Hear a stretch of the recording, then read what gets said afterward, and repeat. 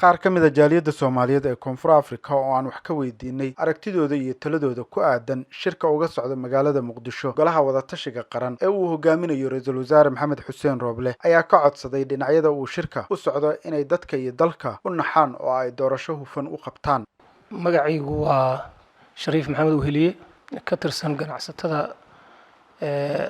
jaaliyadda Soomaaliyeed ee South Africa gaar ahaan magaalada Johannesburg. mahadsan tahay adiga iyo dhageystayaasha Universal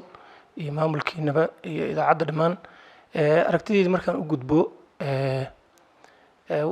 waxa weeye horta aragtidaydu waxay tahay waxa ay ummadda dhan aragtidoodu tahay oo ah in waddankan doorasho loo helo ay is afgartaan ragga shirsan maamul goboleedyada iyo ra'iisul wasaaraha iyo gobolka Banaadir talada Soomaaliyeed maanta iyagu nasiibka u helay inay maaragtay waqti u helaan ama nasiibka u helay inay go'aan ka gaaraan. waxa aan u jeedinayaa waxay tahay waxa ummadda Soomaaliyeed ay wada sugayso ah doorashada in doorashadaas la iskuna afgarto doorasho xaqna ah xalaalna ah ay dhacdo. xaq iyo xalaal marka la leeyahay waxa uu laga wadaa sida loo badan yahay mooyaane hadee boqolkiiba boqol wax xaq ah meesha cidina kama keeni karto. marka waxaan leeyahay marka koobaad waa in ay is afgartaan ku heshiiyaan doorashada iyo qaabkii u dhici lahayd aysan dhicin wax ummadda Soomaaliyeed niyad jabiya. markaan u gudbo maamul goboleedyada kaliya aan wax ka iraahdo maamul goboleedyada anagu jaaliyadana halkaan joognaa wararana soo gaara inta badan la leeyahay maaragtay ragga qaara luga jiiday. marka walaalayaal waxaan idin leeyahay nin kasta oo maanta waxaan sharci ahayn dadka ama dad ku taageera ama qof ku taageera isagana bariye qabsanaysa. marka waxa loo baahan yahay nidaamku waxa uu yahay in la taageero in aad isku meel uga soo jeesataan oo go'aan mid qaadataan oo ummadda Soomaaliyeed ee hadda murugaysan aad ka farxisaan. haddaad isfahamtaan ummaddu waa ku farxaysaa, haddaad iska soo horjeesataan ummaddu waa idinku wareertay. marka waxaan idin leeyahay si fiican oo ummaddu ay fahmi karto oo dhagaha ummadda u roon in aad maaragtay go'aamo dhaxal gala oo ummaddan waqtiga adag ka gudbiya inaad soo saartaan ayaan rajaynayaa. marka dadka Soomaaliyeed waxaan leeyahay dagaal iyo balaayo iyo waxba la sheegayaa. marka dagaalkaas cid danaynaysa ma jirto, dadka horinaya waxaan leeyahay dib uga istaaga, dagaal waxba ku gaari maysaan. waxa loo baahan yahay in la isna fahmo hawsha doorashada oo ra'iisul wasaaruhu uu hogaaminayana jaaniskiisa la siiyo oo lagu daba kaco. haddaan doorashadii asaga loo xil saaray haddana aan jaaniskii uu ku qabalahay aan loo ogolayn wax ka suuragelaya ma jiraan. marka waxa weeye waa shimbireeyahow heesa haddii hawshii xarigii dhinacna laga haysto la leeyahay xariga wax ku soo xir oo hawshii qabo dhinacna looga dhagan yahay. anoo magaalada Cusmaan Ciidan Baraka oo ku tirsan jaaliyadda dalka Koonfur Afrika anoo fadaw inaan ku dhiibada aragtida ka eedan marxaladda hadda dalka ku teeganta oo uu ogna dalka xaaladooshii aan haddii aan ku hadala aragtida oo ka eedan marxaladda dalka jira ana mayl qobe shirka golaha wada tashiga qaran taageersana waana raacsana sababtoo ah dalkun ma imbaahanya in la samatabi in uu doorasho eedo imbaahanya doorashada dartiye waxyaabo badan ah xiriiran dalka may ku jiraan abaari ku jiraan ilaahay waa ku roon yahay waxyaalo badan ku jiraan. marka taas anoo sababayo may arafaday in dalka doorasho eeda qaabkii doorasho ka eeda fadina macnaha la ka tala gala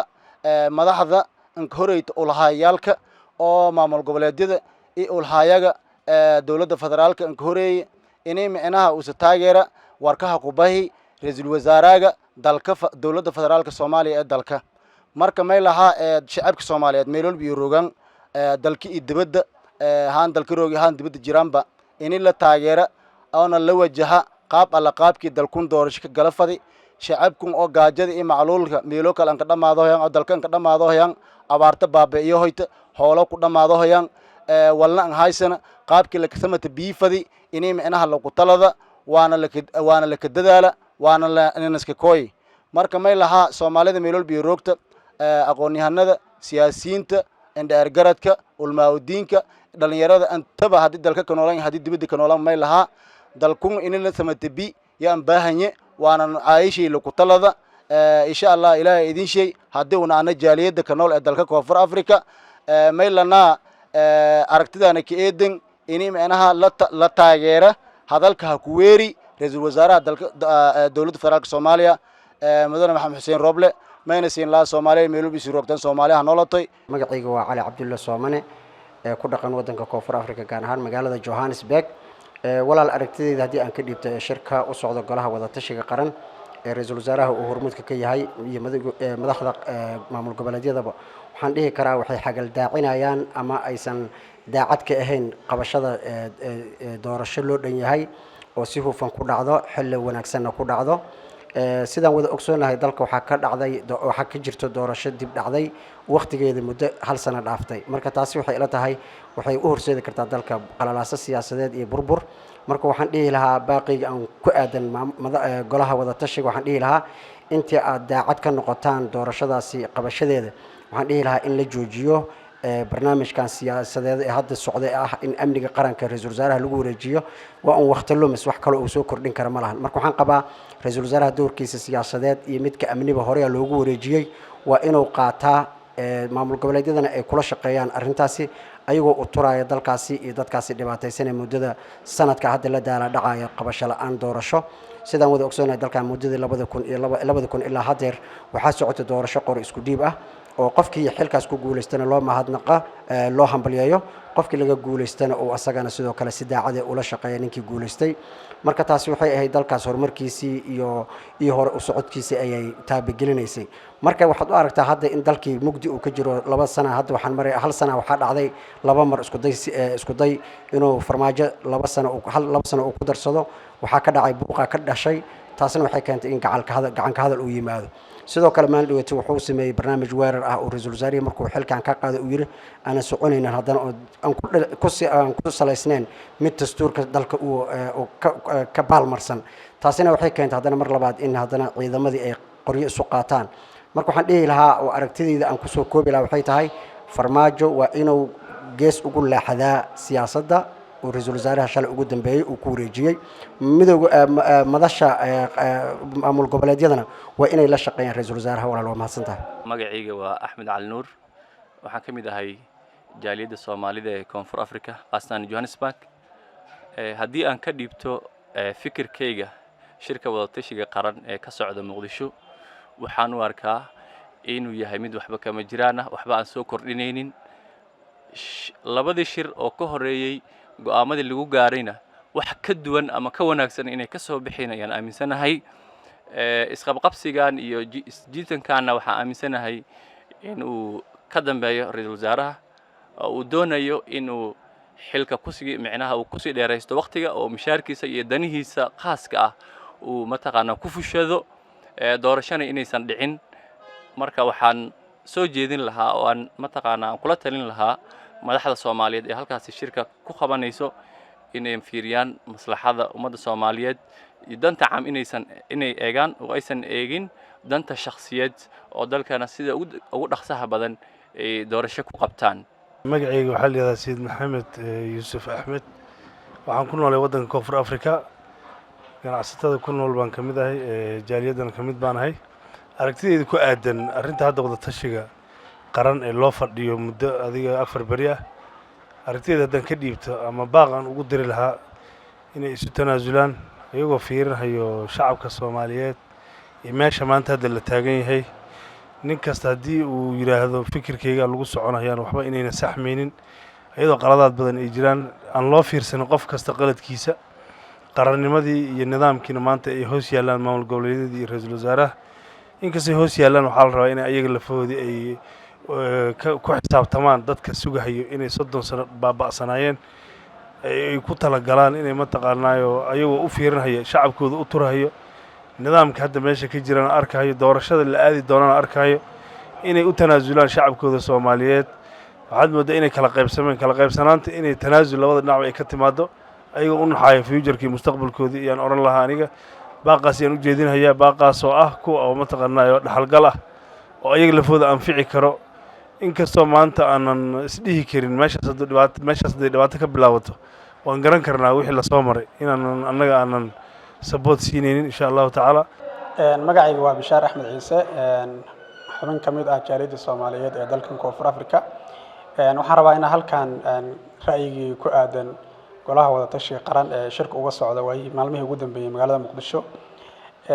baaqan u jeedinayo xaqiiqdii golahaas wada tashiga qaran ee ku shirsan xamar waxaa quudareynayo 15 milyan dad ka badan oo Soomaaliyeed. waxa laga rajeynayana waxa weeyaan in wadanka ay ka samata bixiyaan marxaladan kala guurka ah ee aadka u dhibka badan dhibaatooyin aad u badanna ay ka dhaceen dalka sanadihii ugu dambeeyay. marka baaqiga waxa weeyaan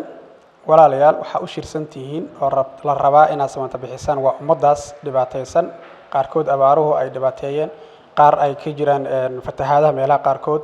qaar ay qurbahan iyo dhibaatooyinkan ay ku sugan yihiin halkii meel oo ahayd ay ku hiranayeen oo la rabay in nolol qurux badan ay ka soo muuqatana waa dalkeenii weey. adinka ayay mas'uuliyaddu ina saaran tahay. mas'uuliyaddu ina saaran waa dadkaas sida aad u badbaadin lahaydeen una samata bixin lahaydeen. waxaa marka in kula talinaynaa inaad isku tanaasushaan, isku dulqaadataan, isku samartaan, is aqbashaan, iskuna dulqaadataan. go'aamaadka la gaari doono waa la isku qabsanayaa, kala aragti duwanaanshuhu way jiraysaa, laakiin muhiimaddu waxa weeyaan in ugu dambeyn dalka loo turo looguna turo in dalkan iyo dadkan laga samata bixiyo xaaladda lagu sugan yahay. wax aan jirin iyo khilaafaad hadda kadib dib loo soo abuuro dalkan iyo dadkan ma aqbali karaan mana qaadi karaan. waa ogsoontihiin oo dalkeena waa dad iska jilicsan dhinac siyaasadeed iyo dhinac hanti hadday noqoto iyo maali ay noqotaba ummadeena ummad jilicsan wey. marka waa in dalka u turtaan, iskuna samartaan. aniga intaas ayaan rabaa inaan inii soo jeediyo baaq ahaan kugu jiro. shirkaasna waxaan ka digaynaa in uu burburo iyadoo aan laga gaarin go'aamaad masiiri ah oo dalkan gaarsiin kara doorasho xor iyo xalaal ah lagu wada kalsoon yahay. waa mahadsantiin. dadkani oo aan kula kulannay meelo kala duwan ayaa ka midaysnaa inay lagama maarmaan tahay in dalka doorasho ka dhacdo. mahad maxamed sheekh, bandhiga Universal, Johannesburg, Koonfur Afrika.